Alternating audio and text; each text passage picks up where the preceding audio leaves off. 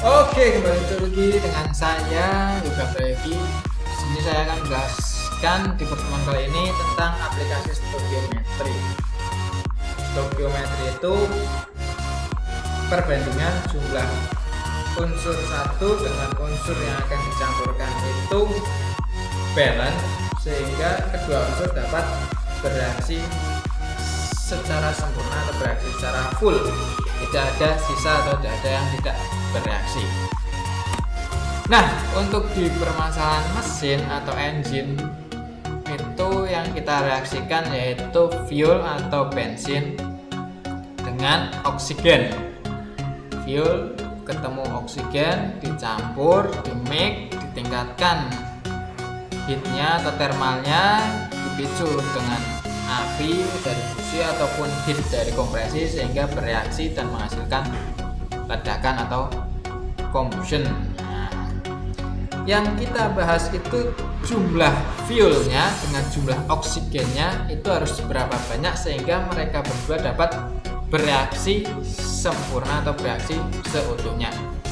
Oke, kita lihat, kita pecah dari yang pertama yaitu untuk bensinnya tersendiri itu ternyata C5 sampai C12, karbon 5 sampai karbon 12. Nah, ini untuk bensin.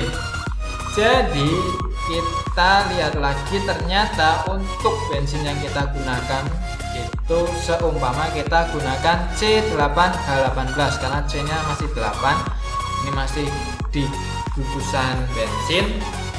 Nah, C8 plus H18 plus O2 direaksikan sehingga menjadi CO2 plus H2O. Ini kan cuma di sini, ini belum balance atau belum imbang. Jumlah O yang di sini dengan O yang di sini masih beda. Ini O nya ada 2, yang sini ada 3. Nah, terus bagaimana agar seimbang? Lah ini yang namanya stoikiometri, kita seimbangkan.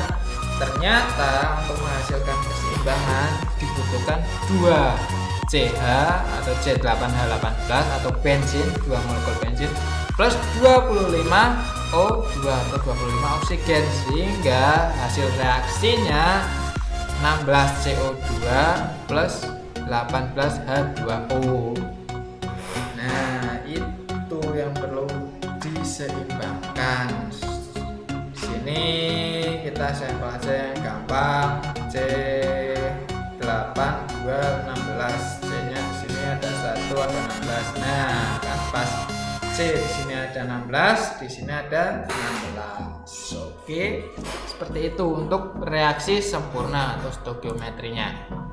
Nah, untuk lebih paham lagi kita lihat dari bentuk molekulnya, atau di sini C8H18 itu ada 1 2 3 4 5 6 7 8 C. Hanya ini ada 18 direaksikan dengan O2 oksigen, O nya ada 2. Hasilnya CO2 plus H2O, 2 unsur ini. Jadi ini harus bereaksi dengan ini, hasilnya ini bereaksi dengan ini. Nah, ini oktan dengan oksigen hasilnya CO2, oksigen dengan C hasilnya CO2, hidrogen dengan O hasilnya H2O. Nah, dari perbandingan stoikiometri tersebut ternyata didapatkan hasil yang paling ideal yaitu 14,7 banding 1. 14 udara, 1 itu bahan bakar. Seperti yang terlihat tadi, O nya di sini lebih banyak daripada bahan bakar. Bahan bakar hanya 2, oksigennya butuh 25. Dan setelah penelitian ditentukan ternyata AFR yang paling bagus, stoikiometri paling bagus untuk bahan bakar itu 1, untuk oksigen atau udara 14,7. Cuman ketika di setelan mesin atau di karburator yang kita setel atau perbandingan dengan tenaga atau dengan konsumsi, hasilnya seperti yang tampil di sebelah ini. Untuk stoikiometri ideal ternyata bukan konsumsi bahan-bahan paling irit, juga bukan tenaga yang paling besar. Untuk meningkatkan tenaga harus menaikkan perbandingan atau dengan istilah rich atau kaya, di mana bahan bakarnya lebih banyak dibandingkan oksigen. Nah, untuk di sini mungkin AFR-nya akan berubah 12,7 banding 1, artinya satu bahan bakar udaranya hanya 12. Untuk menghasilkan tenaga, alhasil tenaganya meningkat, konsumsi bahan bakarnya menjadi boros. Tapi ketika kita ngejar konsumsinya untuk menjadi irit, itu kita ketemu di sekitar 15, sekian. Cuman ketika kita cari iritnya, tenaga yang didapat itu sangat rendah atau kecil. Nah, sehingga AFR stoikiometri itu ditentukan untuk mengoptimalkan antara tenaga dan konsumsi bahan bakar dirasa paling optimal. Disitulah diambil perbandingan 14,7 banding 1. 14,7 itu oksigen yang banyak yang disedot dari udara luar, sedangkan bahan bakar itu disuplai dari karburator. Nah, sini cuma untuk proses penyetingan yang sering kita kenal dengan setting udara pada karburator, itu yang disetting hanya pilot jet atau putaran bawah sampai menengah, stasioner sampai putaran 3000 atau 4000.